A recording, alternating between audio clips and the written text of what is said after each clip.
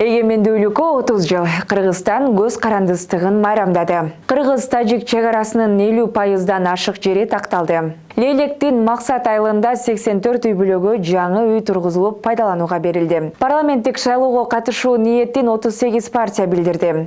Ардактуу эс алуудагылар үчүн жакшы жаңылык. Пенсия көбөйдү. Кыргызстанда COVID-19 каршы эмделгендердин саны 1 миллиондон ашты. 3 улуттун кубогу мелдешинде Кыргызстандын футбол курамасы Палестинаны 1-0 эсебинде утту.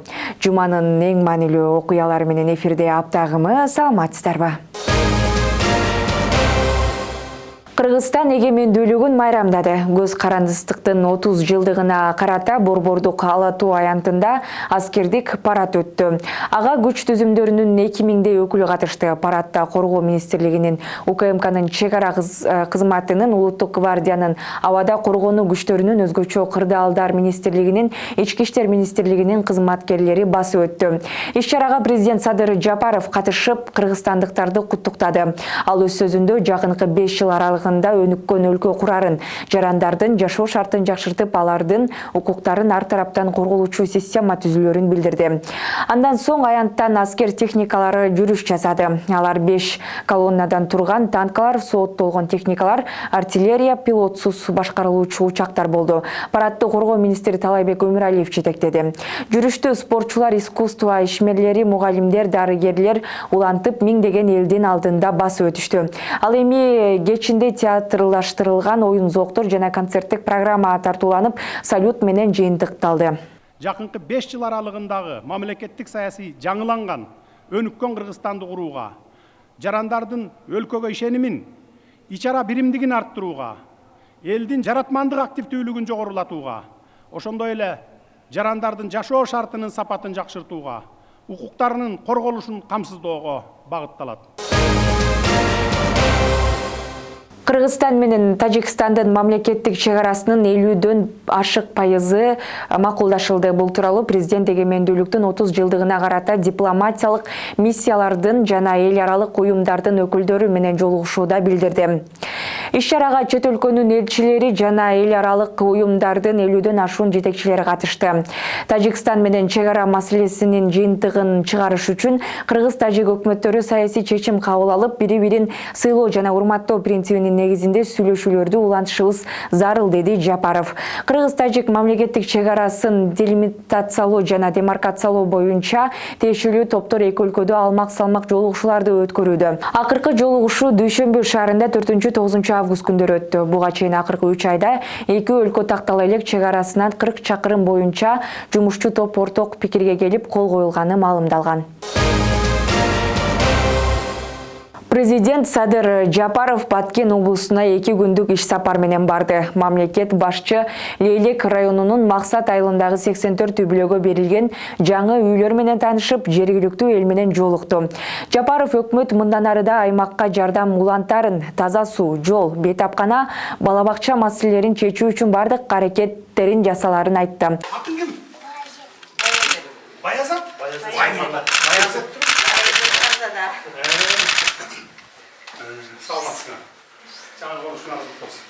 Иш сапардын экинчи күнүндө өлкө башчы Баткен шаарында тургузулуп жаткан 36 үйдүн курулушуна барды. Анда Садыр Жапаров кыргыз-тажик чегарасында куралдуу жаңжалдан абыт болгон 36 адамдын жакындары үчүн курулуп жаткан үйлөр 2 жума ичинде толугу менен бүткөрүлүп, ээсине берилерин айтты. Баткен шаардык мэриясы билдиргенде, ар бир үй бардык шарттары менен 4 бөлмөдөн турат. Короосу 6 сотук. Аймакта бала бакча жана сейил бакта болору кабарланган. Мекен үчүн жан берген ата уулдарыбыздын үй бүлөсүнө аз да болсо жардам көрсөтүүнү колго алып отурабыз.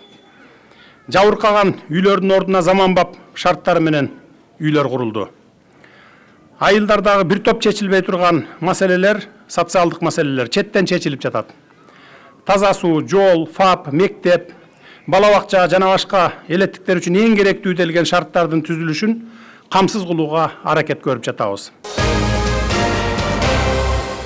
Парламенттик шайлоого катышуу ниетин билдирген партиялардын саны 38-ге жетти. Бул тууралуу Борбордук шайлоо комиссиясынын басма сөз кызматы билдирди. Кыргызстанда парламенттик шайлоо 28 ноябрга белгиленген. Ага катыша турган партиялар билдирмесин БШКга 3 сентябрга чейин тапшырышы зарыл. Пенсия орточо эсеп менен 455 сомго көбөйтүлдү. Президент Садыр Жапаровдун 2 сентябрда кол койгон жарлыгы боюнча 1 октябрдан тарта 4785 сомго чейинки пенсияга 200 сом, ал эми 4785 сомдон жогорку пенсияга 5 сомдон кошулат.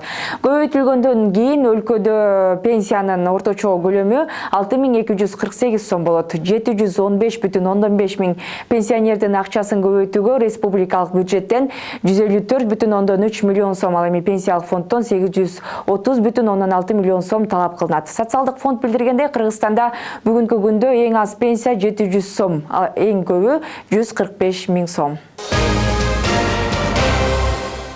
Бишкекте кайгуу кызматынын инспектору менен чатакташа кеткен айдоочуга табелдик куралдын огу тийип каза болду.